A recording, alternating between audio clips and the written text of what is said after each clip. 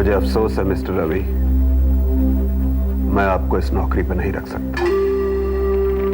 आप कुछ ज्यादा ही क्वालिफाइड हैं। हाँ, मुझे भी कुछ ऐसा ही लगा था, लेकिन मेरी एक मजबूरी थी, इसीलिए मैं चाह रहा था कि मुझे ये नौकरी मिल जाए। खैर, कोई बात नहीं।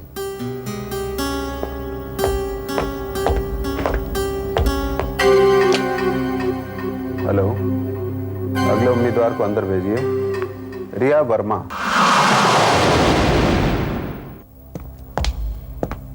नमस्ते सर। नमस्ते, आइए बैठिए। कल के अखबार में मैंने आपका इश्तिहार पढ़ा। आपको अपने बेटे के लिए एक टीचर की जरूरत है। ये रहा मेरा बायोडेटा और बाकी सर्टिफिकेट्स। मुझे यकीन है सर कि आप मुझे इस नौकरी के काबिल पाएंगे। Alright, good.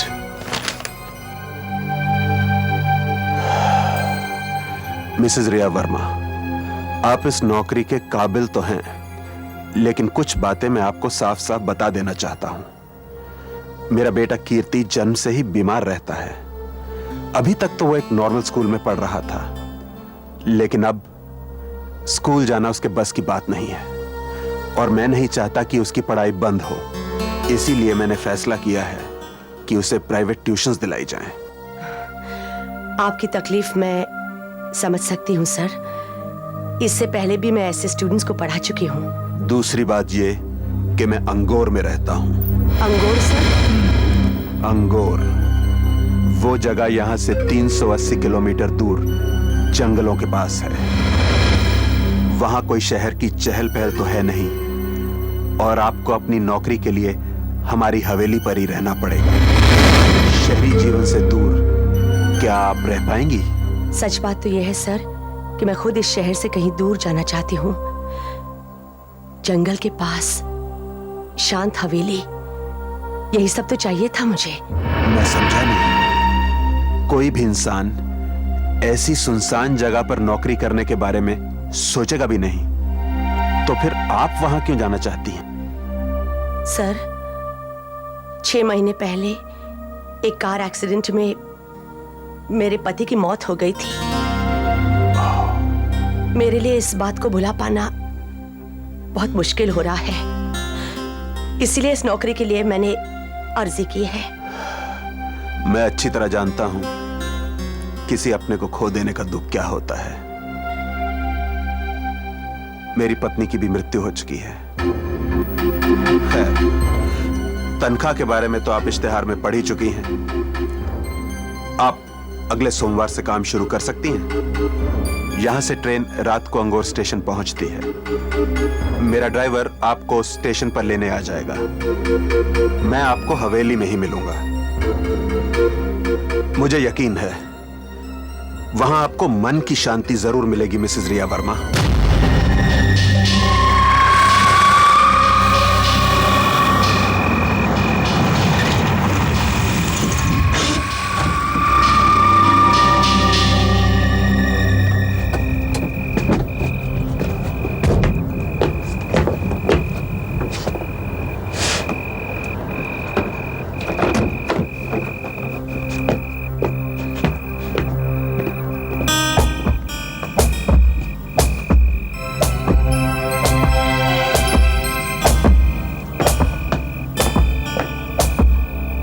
कीर्ति, मैं तुम्हारी नई टीचर हूँ रिया। इतनी रात गए तुम अकेले क्यों खेल रहे हो यहाँ? तुम्हें तो अब तक सो जाना चाहिए था, है ना? मैम साहब, आपका सामान रखा दिया है। हाँ, 1 मिनट, मैं जरा कीर्ति से बात कर रही हूँ। वो तो अंदर है। अंदर है? तो फिर ये कौन है? आप अंदर आइए। अरे, कहाँ चला गया?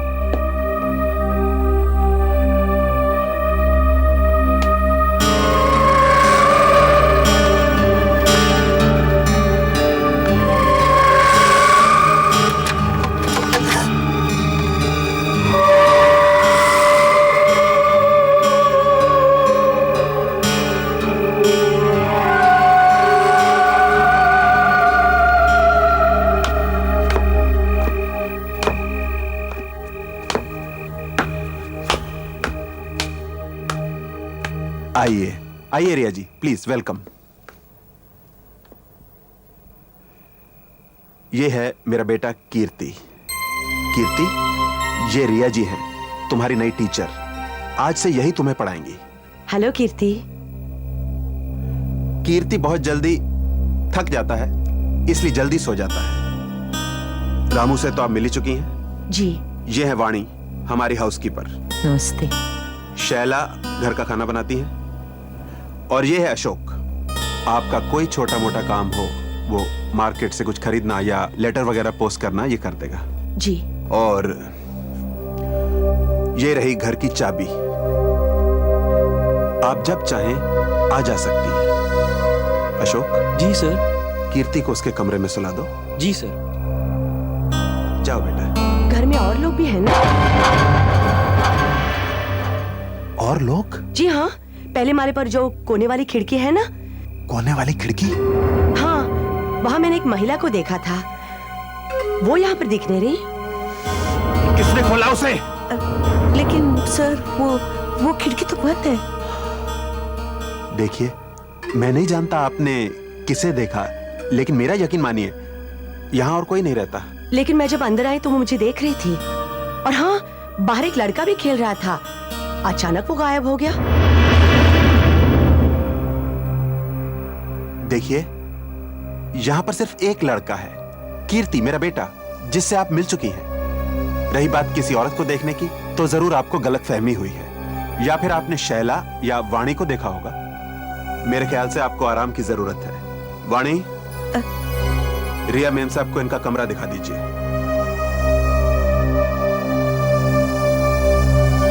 आइए मैडम।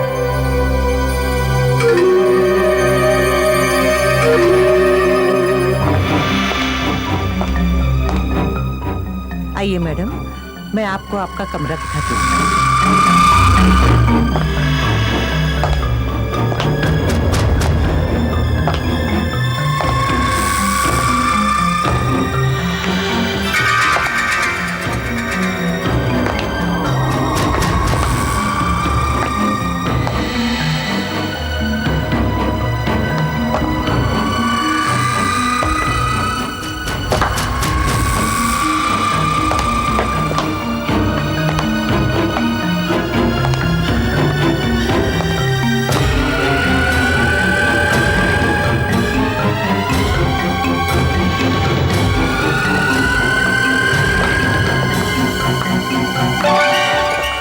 आइए रिया मैडम, इस कॉरिडोर के आखिरी का जो कमरा है ना, वो आपके लिए रखा है, और मैंने उसे अच्छी तरह से साफ किया है और आपका सामान उसमें रखवा दिया है। ये वही कमरा है ना जिसकी खिड़की मुझे बाहर से दिखाई दी थी? हाँ, लेकिन आप देख रही है ना, ये तो इसे ताला लगा हुआ है, वैसे से ऐसे ही बंद है। तो मैंने उस खिड़की में किसको देखा? वो जरूर इसी कमरे की खिड़की थी, या हो सकता है शायद मुझसे कोई भूल हो गई हो। चलेंगे मैडम? हाँ।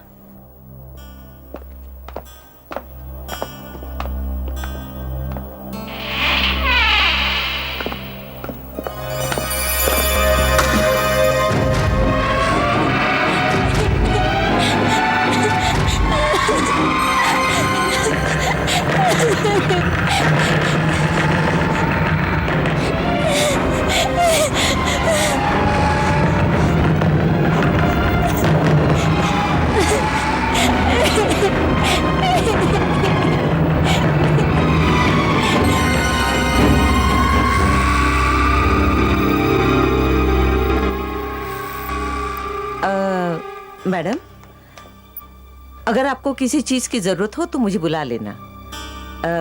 Good night madam.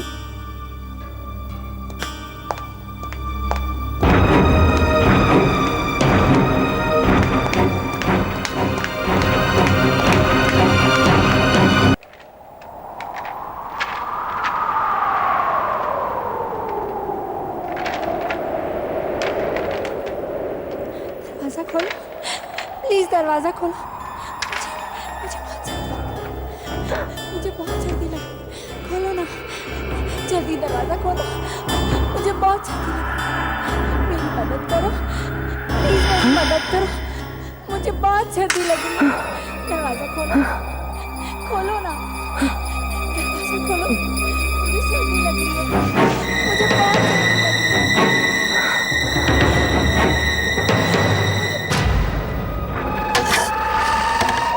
मुझे बहुत सर्दी लग रही है, प्लीज मुझे अंदर आने दो, मुझे बहुत ठंड लग रही है, प्लीज मेरी मदद करो, प्लीज मुझे अंदर आने दो, मुझे बहुत ठंड लग रही है।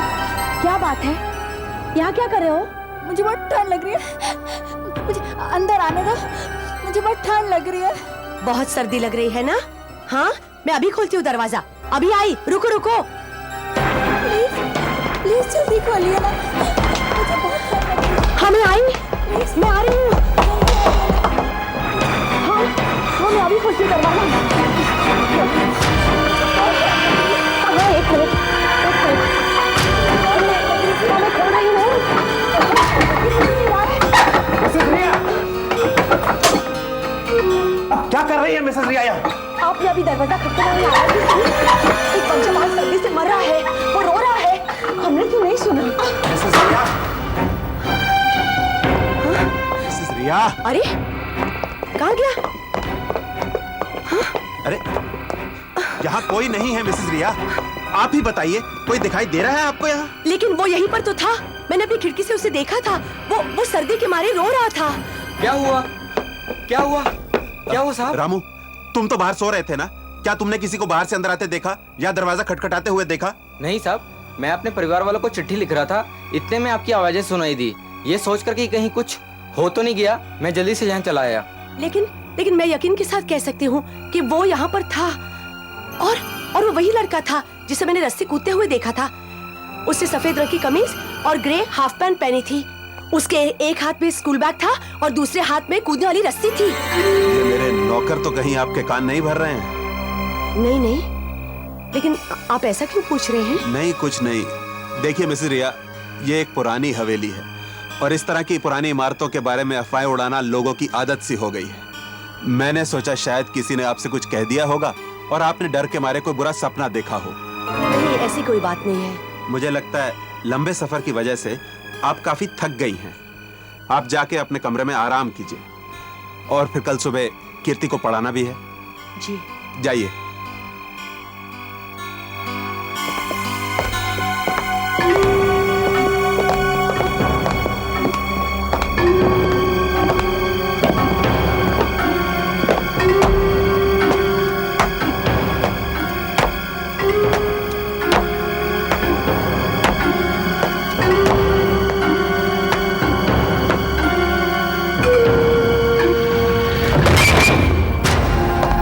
सचमुच वो एक सपना था, लेकिन मैंने खिड़की से उसे देखा था। वो मुझसे मदद मांग रहा था, अंदर आना चाहता था। नीचे आकर देखा तो गायब हो गया। पता नहीं वो मुझसे क्या चाहता था। खैर,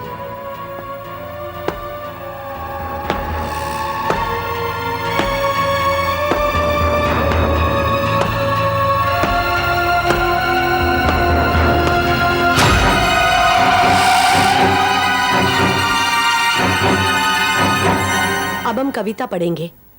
बंजारा। अरे ये तो मुझे अच्छी तरह से आती है। अच्छा, बोलो। मैं बंजारा ले एक तारा घूमा भारत सारा।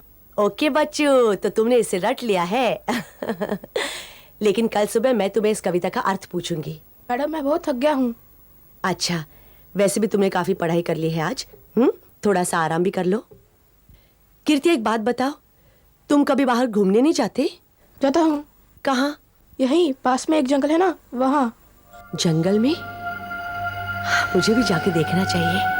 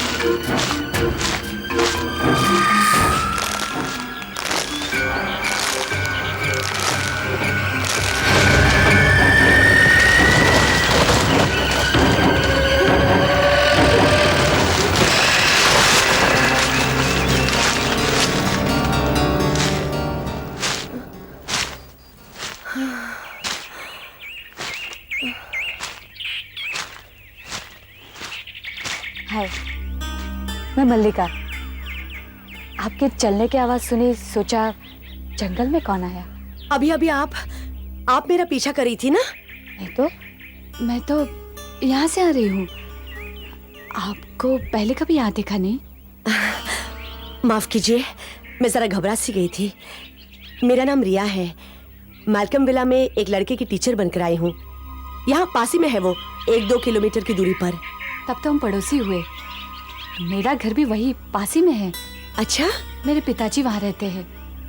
मैं शहर में नौकरी करती हूँ, छुट्टियों में यहाँ आ जाती हूँ। आप मालकम विला में किसी लड़के की टीचर बनकर आई है ना। हाँ। तो आप ठहरी भी वही होंगी। हाँ। किस तरह के लोग हैं वहाँ पर। मिस्टर प्रकाश हैं, फिर उनका बेटा कीर्ति और कुछ नौकर चाकर। लेकिन आप उनके बारे में क्यों पूछ रही हैं? बात यह है कि मेरे माँ बाप ने मुझे हवेली के पास जाने से भी मना किया है। नौकर चाकर उस हवेली को डरावना समझकर वहाँ काम करने से कतराते हैं। हो सकता है कि मिस्टर प्रकाश इतने मिलनसार नहीं है, तो लोगों ने उनके बारे में अफवाहें उड़ाई होंगी। मैं चलती हूँ, फिर मिलेंगे। हाँ, काफी देर हो चुकी है, अंधेरा भी होने को आया है। मैं भी निकलती हूँ।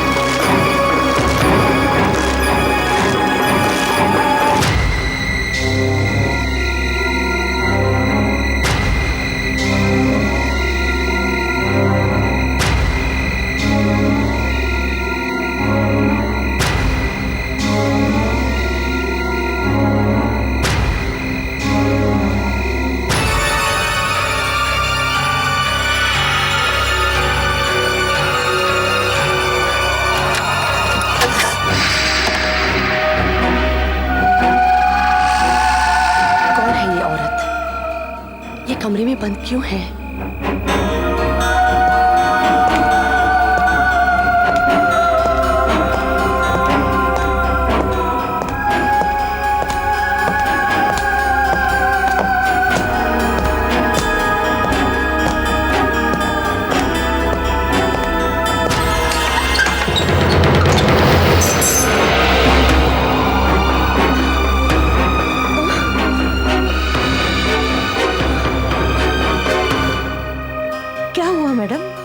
क्या हुआ? कोई मुझे धक्का देके घर के अंदर घुस गया। मगर हमने तो किसी को नहीं देखा। हाँ, वो अभी घुसा घर के अंदर मुझे धक्का देके। देखो, उसके कदमों के निशान भी हैं।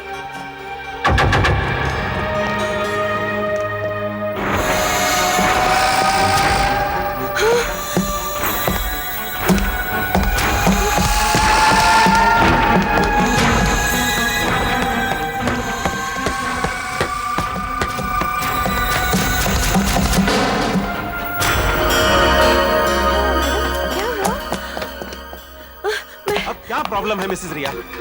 मिस्टर प्रकाश, कोई मुझे धक्का देके घर के अंदर घुस गया और सीढ़ियां चढ़ के सीधे इस कमरे के अंदर घुस गया, इस दरवाजे से जो हमेशा बंद रहता है। आपके कहने का मतलब है वो जो कोई भी था वो इस दरवाजे से अंदर चला गया? हाँ। लेकिन इस पर तो ताला लगा है मिसेस रिया।